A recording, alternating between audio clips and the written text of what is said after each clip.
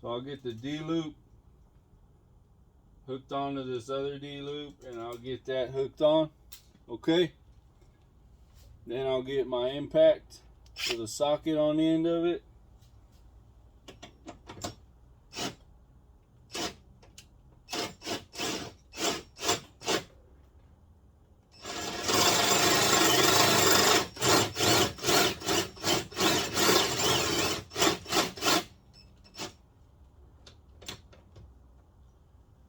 And then we're able to check timing.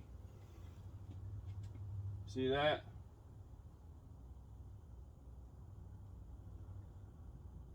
And now you can check your timing.